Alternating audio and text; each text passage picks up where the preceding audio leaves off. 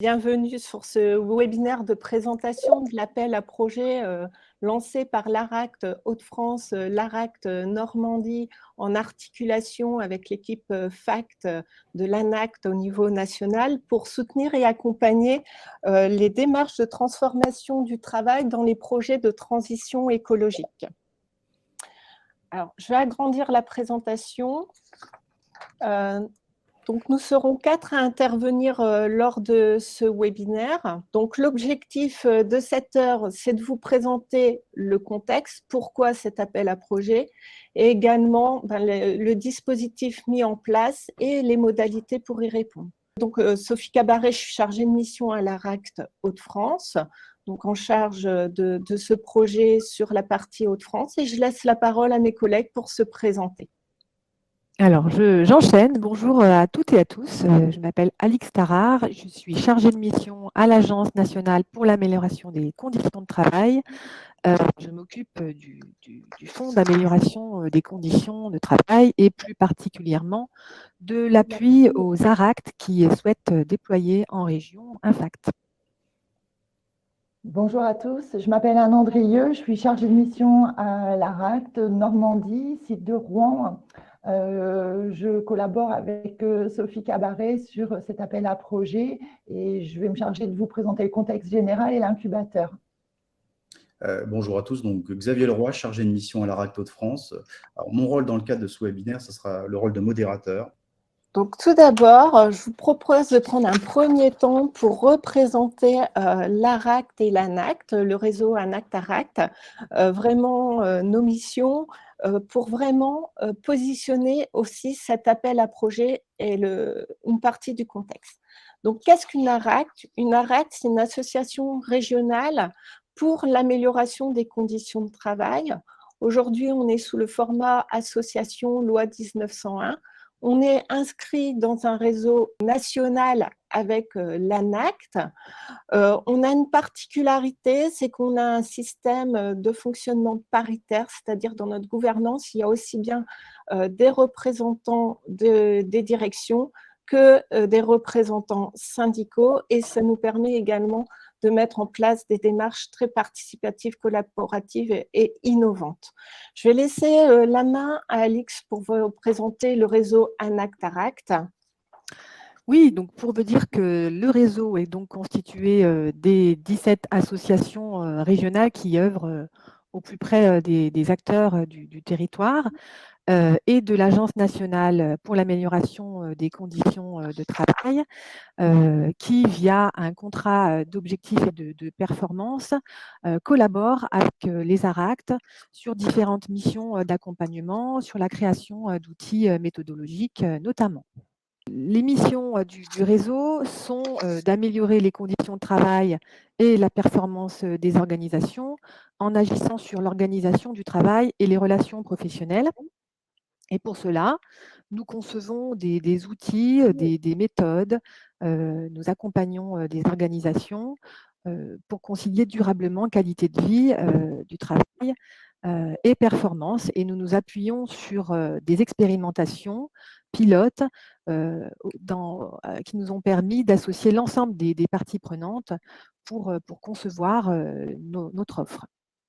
Nous proposons également des travaux d'études et de veille qui nous permettent d'alerter les pouvoirs publics et les partenaires sociaux sur les tendances et les besoins émergents en matière d'amélioration des conditions de travail. Donc concrètement, en région, comment ça se traduit? Quels sont nos objectifs? Nos objectifs sont d'accompagner les TPE, PME et PMI régionales à construire et à enrichir leurs projets, notamment sur la transformation du travail, le changement dans ces démarches d'amélioration des conditions de travail, dans un souci également de performance globale de l'entreprise. Donc, on met en place des méthodes pour expérimenter, capitaliser, transférer. On travaille beaucoup avec des partenaires relais également sur les territoires dans l'optique de transférer au maximum les travaux qui peuvent être mis en place sur le terrain et diffuser au maximum des méthodes de conduite du changement concertées et innovantes. En tout cas. Donc, quand je dis des partenaires relais, c'est aussi bien les entreprises, les partenaires sociaux, les institutionnels, les consultants, en fait, toutes nos parties prenantes. Donc, notre postulat de base au sein du réseau ANACT-ARACT, c'est que l'organisation du travail est vraiment déterminante dans la qualité des conditions de travail et pour la performance de l'entreprise. Donc, le projet qu'on vous propose, l'appel à projet, part de ces postulats et les projets qu'on attend ont pour objectif également d'intervenir sur ces différents champs. Donc, au-delà de l'organisation du travail, un des autres postulats, c'est que le dialogue social et professionnel est une condition de réussite du changement. On part souvent dans nos expérimentations de l'analyse du travail réel pour pouvoir simuler le travail de demain et voir quels seront les impacts justement sur l'organisation, le management, sur les modes de changement. Et l'idée, c'est à chaque fois d'engager des projets performants pour l'entreprise et qui contribuent également au développement des personnes.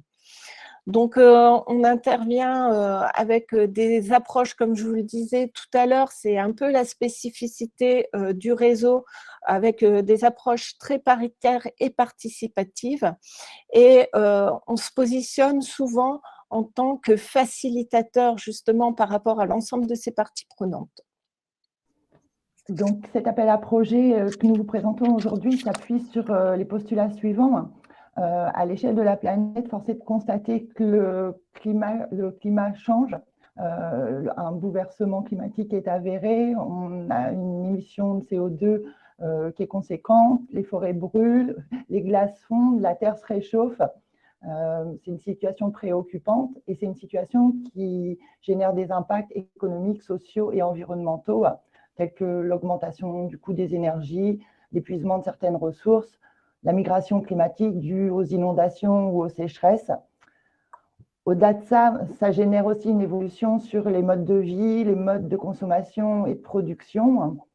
Et par effet rebond, ce changement va venir impacter les entreprises, les organisations qui vont devoir s'adapter en favorisant un nouveau modèle économique, un modèle de développement durable qui permet de renouveler de façon, on va dire, ambitieuse notre manière de consommer, de produire, de travailler et le vivre ensemble.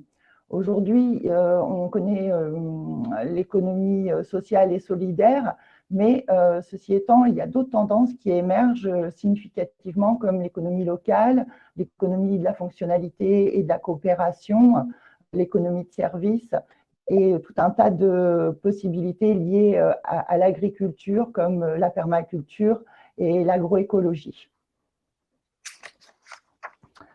Par conséquent, les projets de transition écologique questionnent la transformation du travail. Quels impacts va-t-il y avoir sur les métiers? On peut penser notamment à l'agriculture. On a une agriculture intensive, très mécanisée. Comment vont s'opérer les changements vers une agriculture biologique, plus locale, raisonnable? Les entreprises vont devoir se poser la question: quelles conséquences, quelles compétences devront-ils disposer pour appréhender ces changements à venir?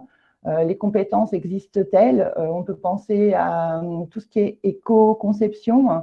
On va avoir besoin de nouvelles compétences. On peut aussi songer à l'upcycling qui va peut-être profondément modifier une profession telle que celle de la couturière, qui va devoir découdre pour recoudre, par exemple. Ces évolutions, finalement, quels impacts elles vont avoir sur les relations sociales, sur la qualité de vie, les conditions de travail et également la santé. Comment aujourd'hui, au sein de la stratégie d'une entreprise, on va être en capacité de développer des organisations du travail, comment les différentes parties prenantes, les acteurs de l'entreprise vont souhaiter s'approprier, s'engager dans des démarches qui vont permettre de transformer et d'innover. Alors, le contexte général, c'est une chose, mais aussi la transition écologique peut être vue comme une opportunité Donc, je laisse Sophie reprendre la main. Effectivement, au-delà de l'urgence climatique, la transition écologique aujourd'hui peut être vue comme une opportunité de création, de reconversion d'emplois et d'innovation, où elle est souvent portée également dans des démarches plus globales de RSE et de performance d'entreprise qui associent les 3 piliers économiques, social et environnemental. Donc, on voit que c'est des approches assez globales quand on parle de reconversion d'emploi, qui prennent en compte justement les questions qu'on traite sur la transformation du travail. Mais il faut quand même constater que souvent, les projets qui sont lancés sur la transition écologique sont traités sous un angle très technico-économique. C'est-à-dire, l'objectif, c'est souvent de réduire des externalités ou faire face à des vulnérabilités environnementales. Et les questions de transformation du travail et des conditions de travail sont plutôt des variables d'ajustement dans le projet au fur et à mesure de son évolution. Nous, ce qu'on souhaite aujourd'hui, et l'hypothèse qu'on émet, c'est de prendre en amont, au plus en amont possible, ces questions du travail. C'est un véritable enjeu de réussite et de performance du projet. On le voit, on a mené une enquête exploratoire l'année dernière sur les projets de transition écologique. Par exemple, on avait une entreprise qui a souhaité passer toute sa flotte de véhicules en véhicules électriques. C'est venu modifier justement les temps de recharge, les tournées des professionnels justement pour les recharges. Et on voit bien que cette question, si elle avait été anticipée le plus en amont possible, aurait certainement facilité en tout cas la mise en place de ce projet. Donc, c'est un peu le positionnement qu'on a sur cet appel à projet, c'est de se dire aujourd'hui, et pourquoi on a choisi cette thématique, c'est qu'on est sur 2 territoires, aussi bien Hauts-de-France, Normandie, qui ont mis en avant cette transition écologique, qui ont mis en place des dynamiques collectives ambitieuses. Par exemple, je pense à Rêve 3 en Hauts-de-France, pour accompagner les entreprises dans leur transition. On a un écosystème d'acteurs qui est riche sur transition écologique, avec de nombreux partenaires qui proposent également des dispositifs pour accompagner les entreprises dans leur transition, que ce soit des partenaires de développement économique, de la recherche, de l'innovation, qui proposent des accompagnements sur les différentes thématiques comme, alors je cite l'éco-conception, la RSE, mais il y a beaucoup d'autres sujets comme l'économie, la fonctionnalité de la coopération. Nous, l'idée, c'est de dire comment on peut insérer cet appel à projet pour inclure et remettre au centre de ces accompagnements, repositionner en tout cas de façon complémentaire les questions de transformation du travail, d'amélioration des conditions de travail et du dialogue social dans ces projets de transition écologique. Nous, notre objectif, c'est déjà de mobiliser les organisations, les entreprises, sur le fait que ces transformations vont impliquer leur organisation de demain, les compétences en interne, enfin tout ce qui touche justement au travail. C'est d'intégrer dès la conception des objectifs socio-organisationnels pour justement anticiper les impacts que ça peut avoir sur le travail, c'est de venir expérimenter pour ensuite déployer le plus largement possible, en tout cas, des méthodologies qui faciliteraient cette transition et cette prise en compte dans les projets de transition écologique. Donc, qu'est-ce qu'on vous propose concrètement? L'appel à projet vous propose 2 dispositifs, un incubateur de projet et un financement FACT. Alors, sur le financement FACT, habituellement, le FACT, c'est un accompagnement financier qui est géré au niveau national. Et en 2022, on a eu la chance de postuler à un appel à manifestation d'intérêt de l'équipe FACT nationale pour expérimenter un nouveau mode de financement au niveau territorial et en Hauts-de-France, Normandie particulièrement. Pour vous dire que cette expérimentation qu'on mène avec les ARACT Hauts-de-France et Normandie a été rendue possible par le doublement de l'enveloppe budgétaire allouée au FACT pour 2022, mais aussi pour 2023. Donc une enveloppe budgétaire qui passe de 2 à 4 millions et qui nous permet, 4 millions d'euros, et qui nous permet donc d'expérimenter en région ces FACT. Pourquoi est-ce que nous avons retenu le projet des ARACT Hauts-de-France et Normandie? Eh bien, nous les avons retenus pour deux raisons. La première raison, c'est que cet appel à projet concorde avec la diffusion, l'expérimentation d'un autre appel à projet FACT qui a lieu actuellement et qui a été initié en 2021 et qui porte également sur le thème de la transformation du travail et de la transition écologique. Donc, nous nous sommes dit qu'il y aurait forcément des passerelles intéressantes en termes de capitalisation et un croisement intéressant sur ce qu'on peut retirer d'un projet au niveau national et de ce qu'on peut en retirer au niveau régional. La deuxième raison, c'est qu'on a trouvé effectivement très enrichissant le fait que deux ARACT puissent co-porter un projet dans une logique de co-construction méthodologique et d'enrichissement des pratiques et d'intelligence collaborative. Donc, un petit teasing, donc pour ce FACT territorial, une enveloppe d'un montant de 500 000 € sera allouée aux 12 à 15 porteurs de projets qui seront sélectionnés sur les deux régions. Et au-delà du soutien de l'équipe FACT nationale, aujourd'hui, on a un comité de pilotage qui nous soutient et on est appuyé sur ce projet par l'ADRET Hauts-de-France, l'ADRET Normandie, l'ADREAL Hauts-de-France, la région Hauts-de-France sur le service innovation et la région Normandie. Donc, l'objectif également, c'est de s'inscrire dans les politiques territoriales aujourd'hui qui sont portées par ces acteurs et de rentrer justement sur un dispositif complémentaire aux différents dispositifs mis en place justement face à ces enjeux territoriaux. Donc voilà, déjà, est-ce que vous avez quelques questions à nous poser? Il y en a une. Bonjour, je démarre une première question. Les projets transrégionaux sont-ils bien reçus a priori? A priori, oui. En tout cas, des projets qui impliqueraient l'ARACT Normandie et Hauts-de-France sont tout à fait bienvenus. Après, au niveau de la commission de sélection, il va falloir réfléchir à comment on va procéder parce qu'on n'avait pas prévu ce cas-là. Mais allons-y, pourquoi pas.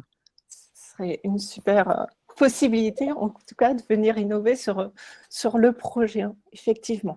Donc, effectivement, plutôt un projet qui serait coporté sur les deux régions de France, Normandie, forcément.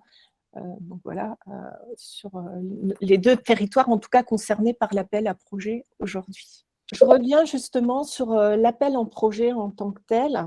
Donc, vous avez bien compris, il y a le dispositif de l'incubateur et le dispositif FACT. L'objectif, c'est d'accompagner des projets qui intègrent l'amélioration de la qualité de vie et des conditions de travail dans les projets de transition écologique. Toujours dans une optique de performance durable et de concilier les trois piliers économique, social et environnemental. L'objectif également, c'est d'anticiper la transformation du travail. Donc, on va apporter une vigilance particulière sur le fait que l'objectif du projet, c'est de venir interroger, en tout cas, comment dans ces projets de transition écologique, on va traiter du contenu de travail, de l'organisation du travail, des relations avec les parties prenantes, du dialogue social en entreprise ou du dialogue professionnel. L'objectif aussi, c'est la particularité que je vous disais tout à l'heure sur cette approche paritaire, c'est qu'on souhaite accompagner des approches des approches coopératives en tout cas, que ce soit à l'échelle territoriale ou à l'échelle de l'entreprise, qui vient mailler un écosystème d'acteurs. Puis l'objectif aussi, c'est d'anticiper les enjeux de montée en compétence de cette transition écologique, peut-être au travers d'une filière, admettons sur les énergies renouvelables, sur des démarches, comme le disait tout à l'heure Anne, d'éco-conception. En tout cas, voilà, notre objectif, c'est de traiter ces différents champs et on attend des projets qui traitent de ces questions. Alors, on a voulu vous mettre des exemples de projets qui pourraient être déposés, mais c'est loin d'être exhaustif, même si On a laissé l'opportunité et la porte est grande ouverte sur les projets de transition écologique. Mais voilà, on voulait clarifier un petit peu le type de projet attendu. Donc, par exemple, l'idée, c'est d'accompagner les projets de RSE sur le pilier social, principalement sur le pilier social, ou les approches plus systémiques, en fait, dans une démarche de RSE. Par exemple, alors je vous donne un exemple très concret, c'est comment peut-être la RSE peut être un facteur d'attractivité dans l'entreprise aujourd'hui, comment s'appuyer sur sa politique RSE pour recruter de nouveaux talents. Ça pourrait être un des projets qui peut être accompagné dans ce type de démarche. Comment intégrer une démarche de qualité de vie au travail dans une démarche de RSE dans l'entreprise. Si on reprend plutôt les termes liés à l'évolution des produits et des services dans les entreprises ou des organisations, on pourrait prendre l'exemple de comment intégrer le pilier social ou comme par exemple l'évolution des compétences dans une démarche d'éco-conception de produits. Sur le développement des nouvelles formes de coopération et de collaboration, donc on voit que ça se met vraiment en place sur nos territoires au travers, par exemple, de l'économie de la fonctionnalité et de la coopération, l'économie circulaire, de l'économie servicielle. C'est comment, en tout cas, impliquer les salariés dans ces nouvelles organisations, comment ces salariés peuvent être également impliqués dans de nouvelles formes de gouvernance dans les entreprises. Et ensuite, comment les impliquer réellement dans une démarche de transition écologique pour réussir le projet. Sur le dialogue social et professionnel, on peut prendre un autre exemple. Aujourd'hui, les CSE ont vu évoluer leurs prérogatives en termes environnementaux. C'est comment accompagner les CSE peut-être à ancrer réellement cette prise en compte de l'environnement dans leurs prérogatives en tout cas. Sur l'éco-production, c'est comment anticiper justement la transformation de l'organisation du travail au travers la simulation d'un projet de transformation environnementale. Ça peut être également, par exemple, la prise en compte de la qualité de vie et des conditions de travail dans la mise en place d'un nouveau bâtiment. Donc voilà, on a essayé d'être, de vous prendre des exemples très concrets, mais comme je vous le disais, ce n'est pas exhaustif. N'hésitez pas à poser vos questions. Donc, les projets attendus, c'est aussi bien des approches individuelles portées par des entreprises que des approches collectives qui pourraient être portées par un partenaire relais sur le territoire ou un réseau d'acteurs d'entreprises. Donc, toujours l'objectif et la cible première, c'est quand même les entreprises des TPE-PME de moins de 300 salariés. Donc, même si l'opération collective qui est mise en place est portée par un partenaire relais, la cible principale reste quand même les entreprises territoriales. Donc, on vous a donné des exemples. Aujourd'hui, je suis une PME, une TPE. Je souhaite me faire accompagner par un consultant pour déployer une démarche QVT dans une démarche RSE ou anticiper la montée en compétences sur les projets d'éco-conception. Je peux postuler à cet appel à projet. Je suis un acteur relais, je suis en charge de l'animation d'un réseau d'entreprises où j'appuie les entreprises dans leur développement économique, social. Je peux proposer une opération collective pour, par exemple, appréhender les nouveaux modèles économiques impliquant de nouvelles formes de coopération. Je suis une organisation syndicale, une fédération d'employeurs. Je souhaite accompagner mes adhérents pour ancrer les nouvelles pratiques et nouvelles prérogatives environnementales du CSE. Ça pourrait être un des projets accompagnés aujourd'hui. Dans la mise en place aussi de nouvelles offres de services ou de dispositifs qui incluent les questions de transformation du travail dans des projets de transition écologique par nos partenaires relais, comme par exemple une chambre consulaire ou un pôle technique, ça pourrait être également un des projets qu'on peut attendre, ou également des projets plutôt en lien avec des branches professionnelles qui souhaiteraient justement mesurer l'impact de la transition écologique sur un secteur et voir comment mobiliser en tout cas les professionnels et les acteurs de ce secteur sur la transition écologique. Donc voilà, pour vous donner des exemples. Sur les projets accompagnés, bon, c'est un peu répétitif, mais l'objectif, c'est bien d'insister sur le fait que ça peut être aussi bien un projet individuel d'entreprise qu'une opération collective territoriale, interpro ou sectorielle. Et puis surtout, on n'a pas de critères limitants.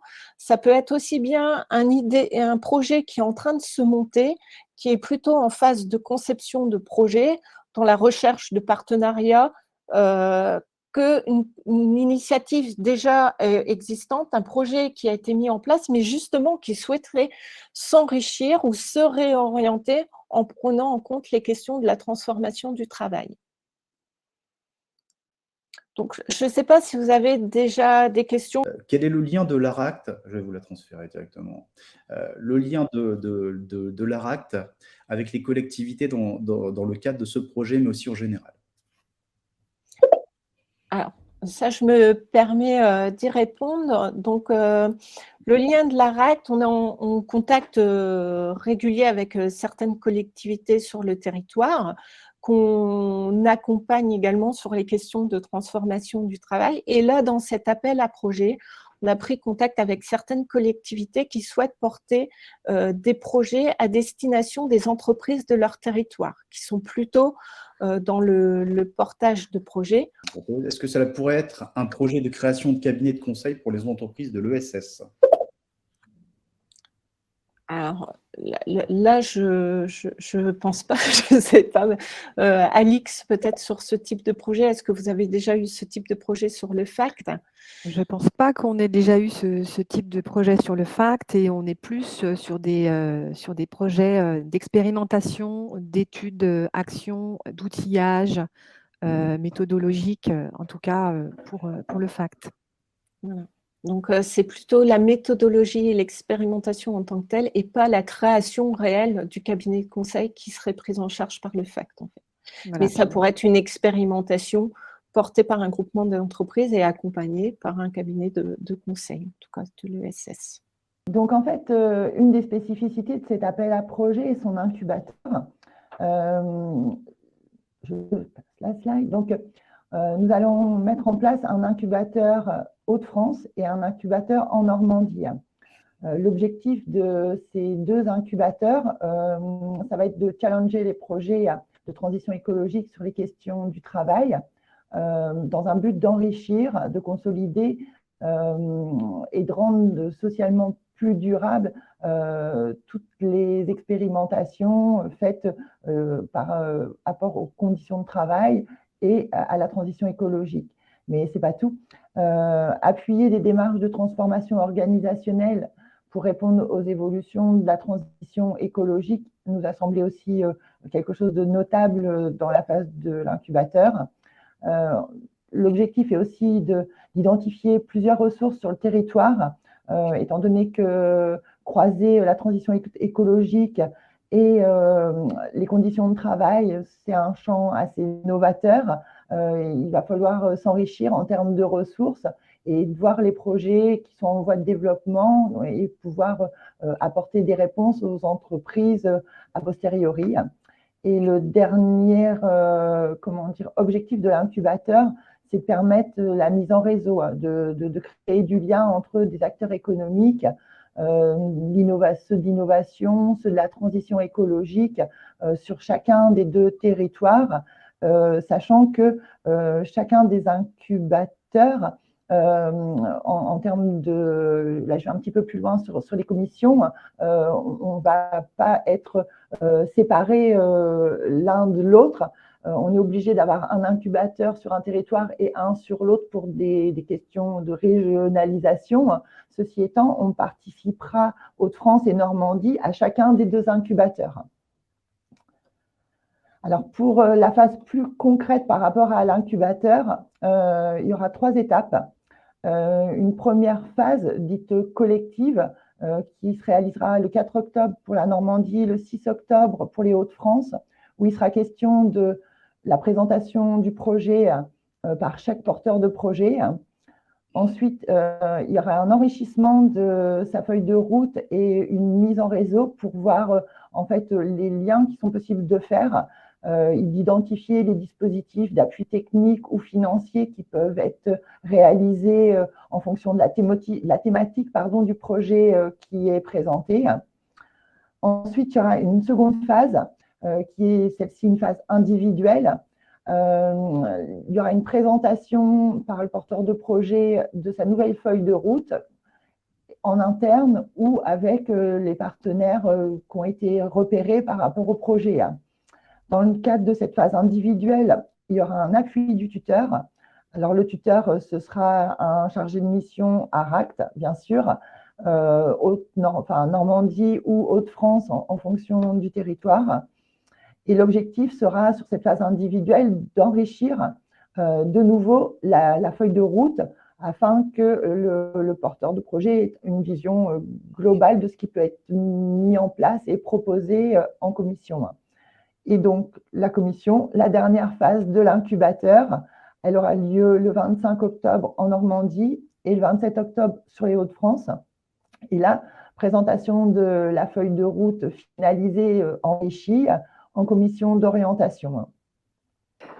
Donc voilà, le FACT, c'est quoi? Je vais vous présenter dans un cadre global ce que propose le FACT. Donc c'est un dispositif d'aide publique qui est géré par l'ANACT et par délégation du ministère du Travail et qui permet d'attribuer une enveloppe financière à des porteurs de projets. Et comme je vous le disais tout à l'heure, nous disposons cette année d'une enveloppe d'un montant de 4 millions d'euros, ce qui n'est pas rien. Donc le FACT a vocation à soutenir des initiatives et des projets innovants construits par ou pour des PME et des associations de moins de 300 salariés sur le champ de l'amélioration des conditions de travail. Alors, quand on parle de projets innovants, on entend par là des projets qui, par la façon d'aborder la thématique, ou dans la façon d'agir, mais aussi dans l'association des partenaires, permet un renouvellement des pratiques proposées. Nous avons l'habitude de fonctionner par appel à projets et de proposer chaque année 2 appels à projets nationaux thématiques. Et cette année, grâce à l'enveloppe qui a été doublée, nous sommes en mesure de proposer en plus un appel à projets sectoriels par an et 2 appels à projets territoriaux par an également, dont cet appel à projet là, pour lequel nous avons le plaisir de vous présenter ce qui sera possible de faire, et un autre appel à projet dont je vous parlerai tout à l'heure.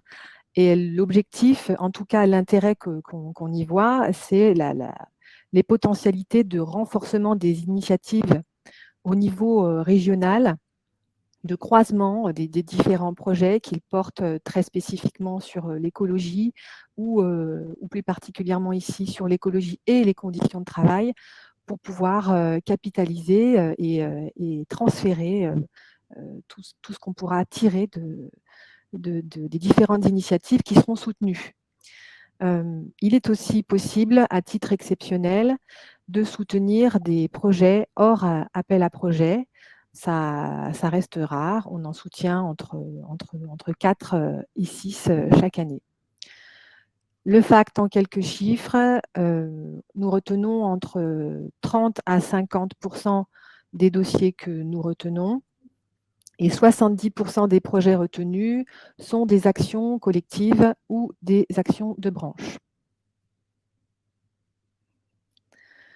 Un petit focus sur la programmation 2022. Nous avons 2 appels à projets nationaux thématiques. Un premier appel à projet qui porte sur le renforcement de la culture de la prévention des risques professionnels dans les TPE-PME.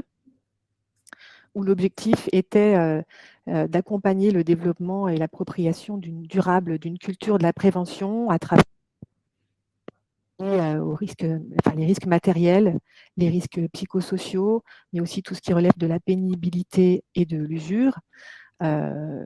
On donne la primauté à la prévention primaire et l'objectif est bien d'accompagner et d'outiller les petites structures dans la prise en compte le plus en amont possible des questions liées aux conditions de travail pour limiter la sinistralité et la performance des entreprises. Donc, nous avons retenu 20 projets pour un montant de 590 000 €. Deuxième appel à projet national thématique, actuellement en cours de diffusion. Il porte sur le travail hybride et sur l'évolution du management et de l'organisation. L'idée est ici de repenser, de réinterroger les pratiques du management au regard des récentes évolutions en matière de transformation du travail et notamment au regard de la crise sanitaire et de l'augmentation des pratiques de télétravail, mais aussi d'autres tendances de fond déconnectées de la crise sanitaire, avec approche et d'expérimentation de nouveaux modes d'organisation et de management. Donc, le webinaire est consultable en replay sur le site web de l'ANACT. Et si ce projet vous intéresse, vous pouvez y postuler jusqu'au 21 septembre. Nous proposons également un appel à projet sectoriel qui est en cours de diffusion. Le webinaire est consultable aussi sur le site web de l'ANACT et qui est spécifiquement fléché sur le thème de la logistique et des transports. Voilà, j'en dis pas plus parce que je vois le temps filer. Et puis, donc, pour finir, ces deux appels à projets territoriaux, dont celui porté par l'ARACT Hauts-de-France et l'ARACT Normandie. Et pour information, un appel à projet porté par l'ARACT Occitanie sur le thème des conditions de travail, facteurs d'attractivité et de prévention de la désinsertion professionnelle. Alors, qui peut bénéficier du FACT? Ce sont les entreprises et les associations de moins de 300 salariés. Une petite parenthèse sur les modalités d'action possibles qui sont vraiment liées aux cibles du FACT. Vous allez pouvoir, grâce au FACT, bénéficier d'une action individuelle ou bien d'une action collective ou bien une action de branche. En ce qui concerne l'action individuelle, c'est une entreprise ou une association qui bénéficiera de l'appui conseil, de l'accompagnement d'un consultant. Donc, c'est bien l'entreprise qui porte le projet, qui dépose la demande auprès du FACT.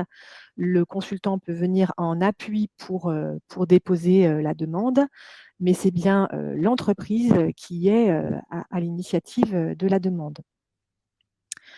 En action collective et l'action de branche, donc là, le porteur de projet va jouer un rôle essentiel puisqu'il va les associations ou entreprises qui vont participer au projet. Il va occuper une fonction d'animation du projet. Il sera garant du processus, des délais, de la gestion de l'enveloppe financière, de l'animation du COPIL. Et c'est le porteur du projet, qui déposera la demande auprès de la mission FACT. Qui peut postuler plus spécifiquement pour une action collective? Ce sont les organisations professionnelles ou interprofessionnelles, les syndicats d'employeurs, de salariés, des services de prévention et de santé au travail, les chambres consulaires, donc CMA, CCI, chambres d'agriculture et d'autres acteurs relais territoriaux. Pour ce qui est des actions de branche, donc ce sont les acteurs de branche et aussi les organisations professionnelles. Alors, les structures publiques ne sont pas concernées par ce dispositif. Elles peuvent en revanche faire appel au FIACT, qui est le Fonds interministériel pour l'amélioration des conditions de travail, et au FIRH, qui est le Fonds interministériel pour les ressources humaines. Nous vous avons mis le lien juste en dessous qui sera cliquable dans le PowerPoint qui vous sera envoyé en fin de webinaire. et vous pourrez vous renseigner par ce biais. Une communauté de communes, par exemple, qui souhaiterait accompagner des entreprises ou des associations et bénéficier d'un FACT ne pourra pas être porteur de projet. C'est interdit par le décret signé avec le ministère du Travail. Ça ne sera pas possible. En revanche, la communauté de communes pourra faire partie du COPIL et y jouer un rôle majeur, auquel cas le projet sera porté par une entreprise. Alors, je vais vous parler maintenant des 3 types d'actions attendues sur le FACT, donc 3 types d'actions qui impliquent 3 modalités d'action différentes, 3 modalités de financement différents et des livres. En ce qui concerne les FACT individuels, ils durent environ 1 an. Et pour les FACT actions collectives et de branche, ils durent 2 ans. Le porteur de projet signe une convention avec le montant de la subvention, l'objectif du projet, les livres qui identifient les partenaires, les entreprises parties prenantes. Et donc, la convention dure sur 2 ans, avec possibilité, bien sûr, de terminer plus tôt le cas échéant, mais aussi de prolonger par avenant la durée du contrat si nécessaire. Alors, le FACT individuel concerne avant tout des expérimentations. On fait intervenir un consultant qui est choisi par le porteur de projet. Pour trouver un consultant, soit le porteur de projet dispose dans son réseau des contacts nécessaires, soit il peut faire appel à l'application REF, les liens dans l'onglet questions, qui vous permet selon le consultant qui saura répondre le mieux à vos besoins. Mais il est également possible de faire appel aux ARACT qui disposent d'un réseau de consultants et qui peuvent vous mettre en lien avec plusieurs consultants sans pour autant intervenir dans ce choix qui reste à votre main. Un FACT individuel est financé à hauteur de 12 à 14 jours à raison de 1 000 € par jour. 12 jours pour l'accompagnement du porteur de projet, auxquels peuvent être rajoutés 2 jours si le porteur de projet a des ambitions fortes de capitalisation et d'essaimage. En ce qui concerne le FACT action collective, donc on est dans une formule qui permet d'animer des temps intra- et inter-entreprises avec un ou plusieurs consultants en fonction du nombre d'entreprises ou d'associations participantes. L'objectif est là ici aussi d'expérimenter, de partager des retours d'expérience et de co-créer des méthodologies et des outillages qui pourront ensuite être largement diffusés à un réseau. Donc là, on finance 6 à 8 jours de consultants par structure à raison de 1 000 € par jour, plus 6 000 € de frais de coordination et de capitalisation pour le porteur de projet. Donc, vous voyez que l'enveloppe n'est pas la même entre un FACT individuel et un FACT action collective. En ce qui concerne le FACT de branche, on est moins sur de l'expérimentation en intra que sur des modalités de partage de méthodologie, de REX et d'outillage ou d'études d'action. Donc ici, le cofinancement est essentiel. En tout cas, pour en fait tous les FACT, toutes les actions, quelles qu'elles soient, il est nécessaire que le porteur de projet participe, valorise du temps de travail. Mais spécifiquement pour l'action de branche, le cofinancement ne pourra pas dépasser 80% du montant global du budget. Pour ce qui est des financements publics, financement du FACT compris, avec un plafond de 100 000 €. Voilà. Et via ce FACT-là, cette action de branche, il est possible de financer des frais de personnel et des frais de prestations externes qui pourront porter sur l'accompagnement de l'étude action, mais aussi sur la mise en place du transfert de tout ce qui aura pu être capitalisé.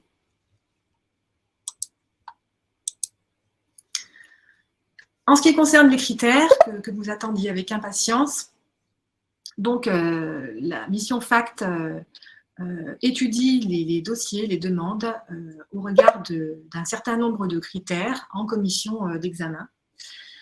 Parmi ces critères, donc comme je vous l'ai dit, le FACT concerne uniquement les entreprises et associations de moins de 300 salariés. Le caractère innovant est important aussi, je ne vais pas y revenir ici. Je vais m'arrêter plus particulièrement sur les particularités méthodologiques, puisque la notion de paritarisme est très importante pour nous et nous y serons particulièrement vigilants dans la façon dont vous rédigez votre demande.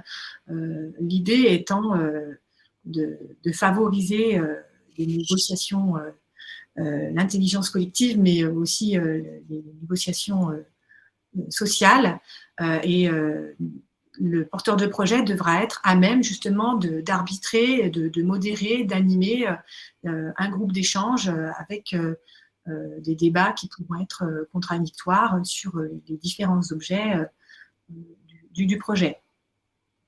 Donc une démarche participative, bien sûr, et puis de l'expérimentation à foison. En ce qui concerne les potentialités d'impact, un autre critère important qui consiste à faire participer, en tout cas à toucher directement ou indirectement le plus de personnes possible, notamment via les actions de transfert. Et pour les branches ou secteurs d'activité, on sera attentif aux secteurs à risque qui ne sont pas ou peu engagés dans des démarches de prévention. Il y a bien sûr tous les critères spécifiques à l'appel à projet en tant que tel, que vous allez retrouver dans la note de cadrage qui sera disponible sur les pages web des deux ARACT. Donc là aussi, évidemment, il faut pouvoir répondre à la thématique de la transition écologique et aux enjeux liés à l'amélioration des conditions de travail, à la qualité des partenariats en mobilisant des partenaires institutionnels, des partenaires financiers ou des partenaires techniques. Voilà, et puis bien sûr respecter l'enveloppe financière qui vous est proposée. Donc, pour déposer un dossier, vous avez bien compris, là, on lance officiellement aujourd'hui l'appel à projet. On va recevoir l'appel à projet qui est ouvert jusqu'au 9 septembre prochain. Les dossiers déposés seront présentés au comité de pilotage que je vous ai présenté tout à l'heure. Ce comité de pilotage vérifiera le type de projet proposé et tous les critères qu'Alix vous a présentés pour rentrer le projet en incubateur. Que ce soit une opération collective ou un projet individuel, on vous propose de participer à cet incubateur pour venir enrichir votre feuille de route et les partenariats possibles pour ensuite passer votre projet en commission d'orientation. D'ailleurs, un projet individuel qui rentrerait dans l'incubateur où on verrait une opportunité de l'associer peut-être à une opération collective pourra faire un lien justement avec d'autres porteurs de projets.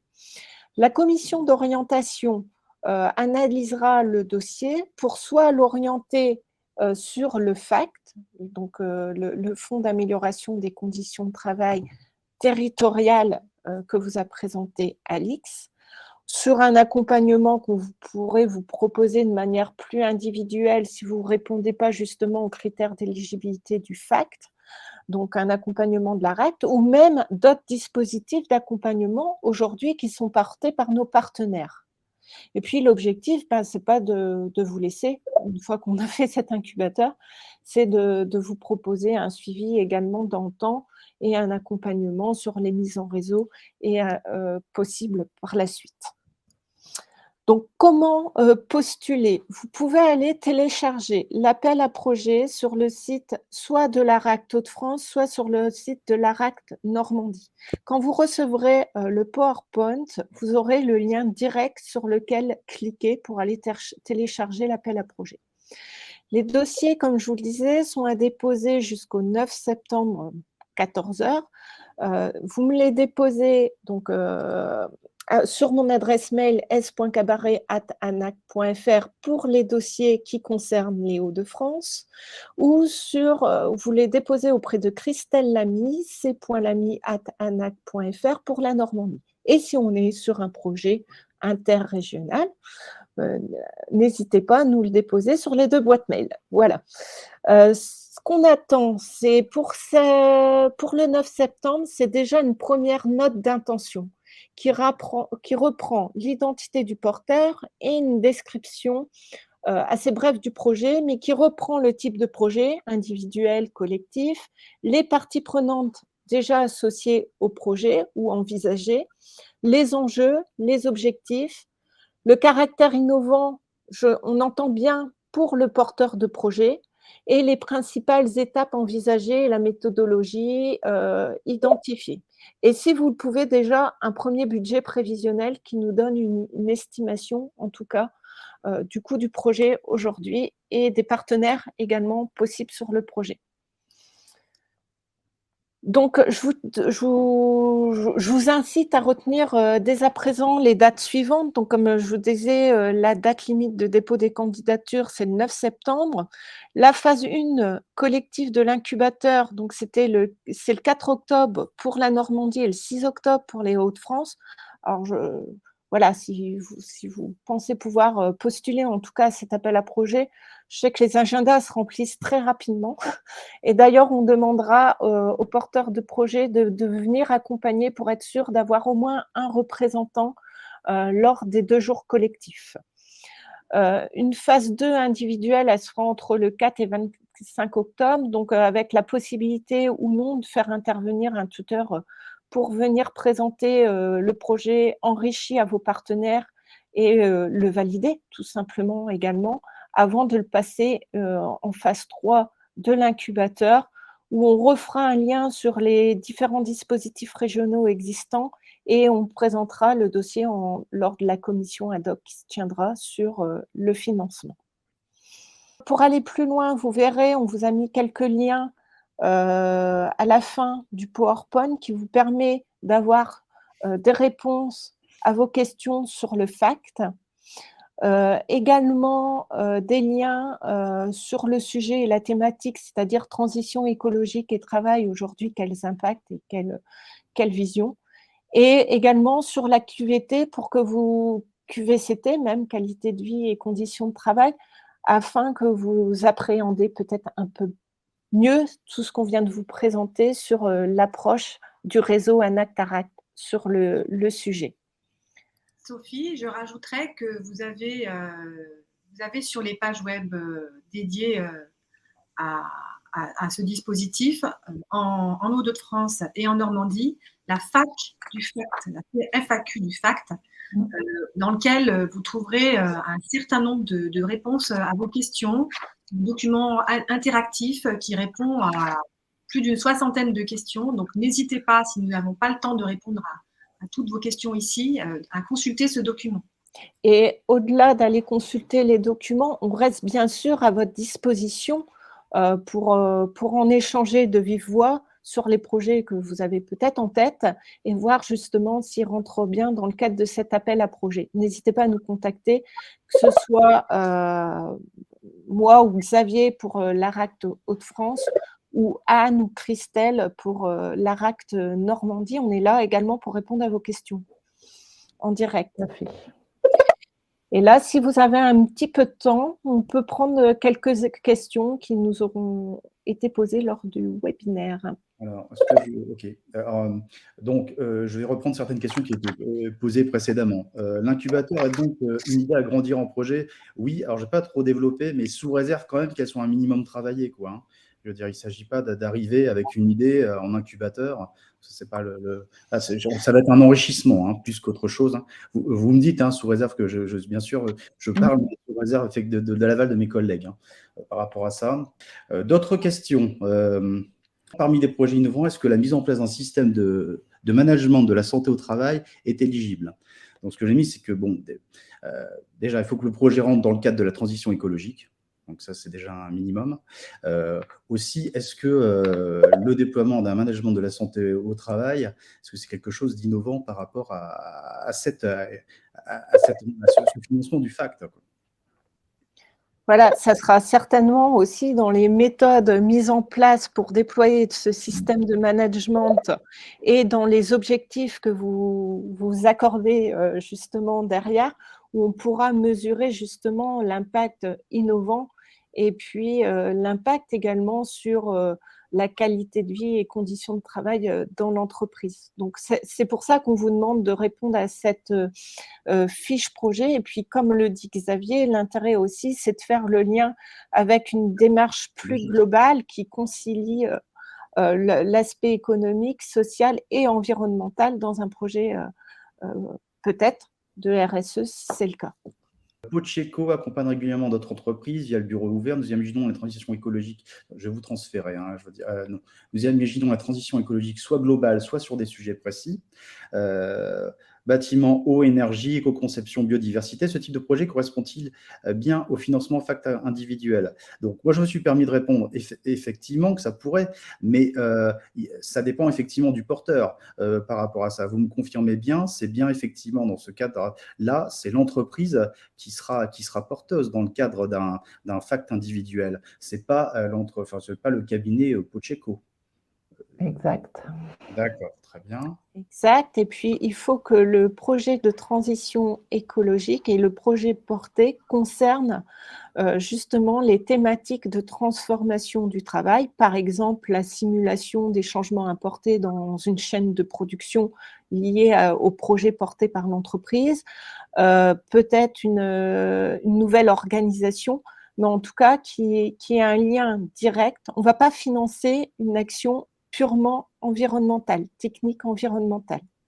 Une ACV, ce n'est pas notre objectif. Par contre, inclure dans une ACV des indicateurs sociaux, là, on rentre dans le projet et dans l'appel à projet.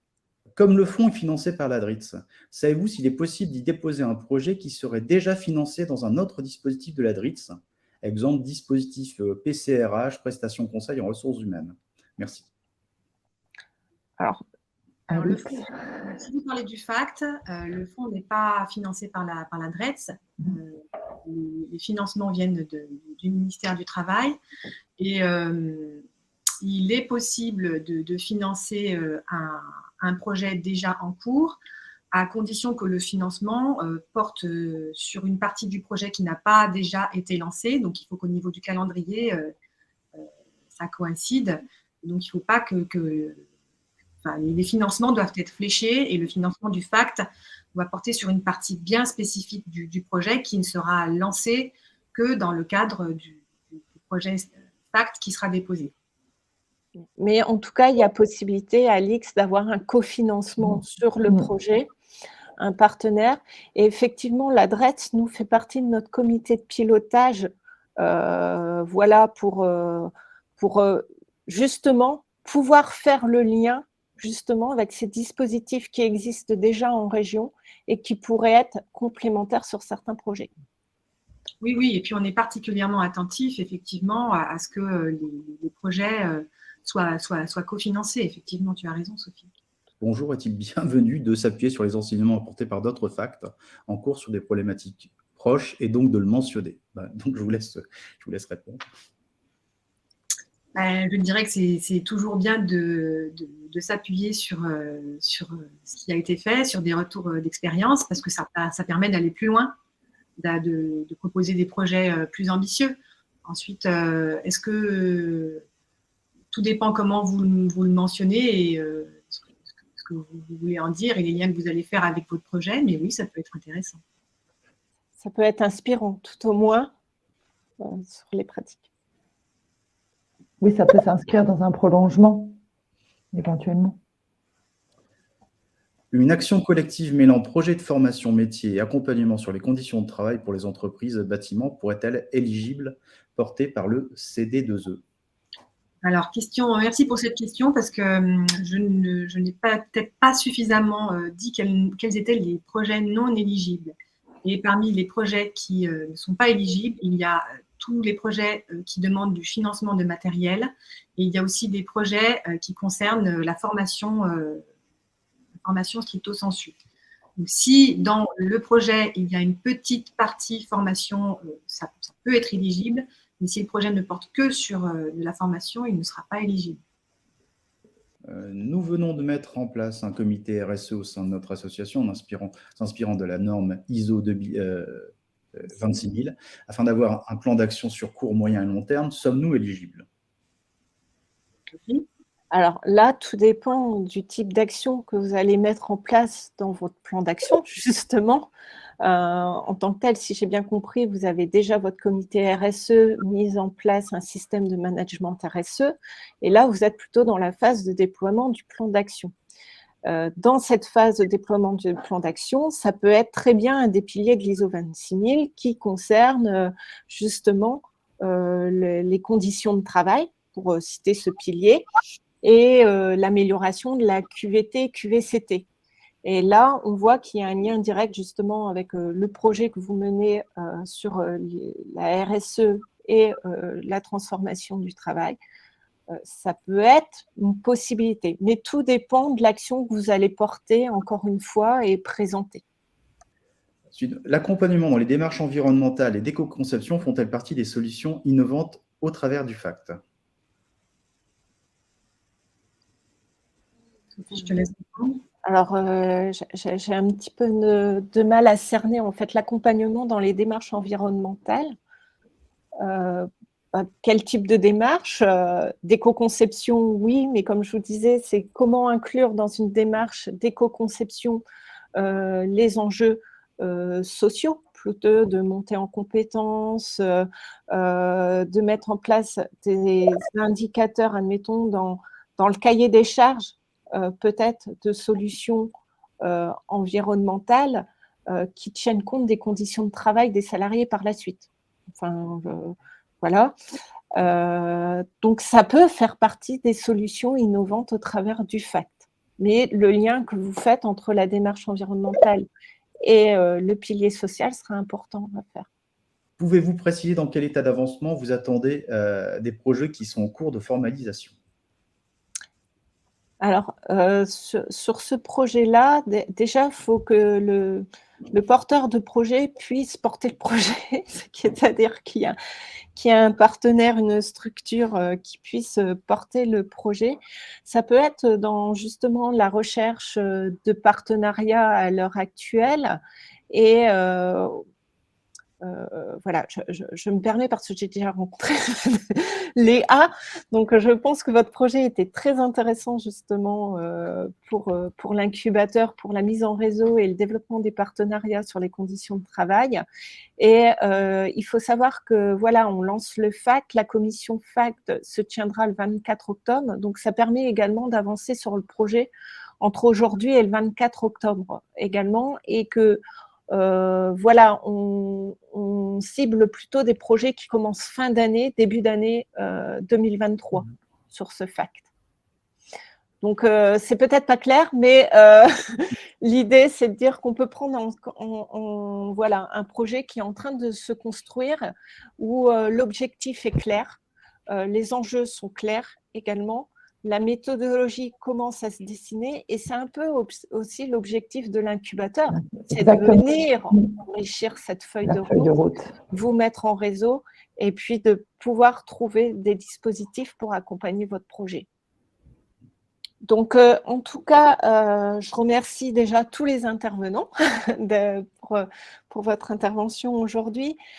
N'hésitez pas à aller sur notre site internet, télécharger l'appel à projet, les éléments de réponse sur le FACT, et bien sûr, on reste à votre disposition pour échanger plus longuement et plus précisément sur cet appel à projet et les projets que vous pouvez porter, en tout cas. Et merci à tous pour votre participation à ce webinaire. Je vous souhaite à tous une bonne journée. Au revoir. Bonne journée. Au revoir. Merci.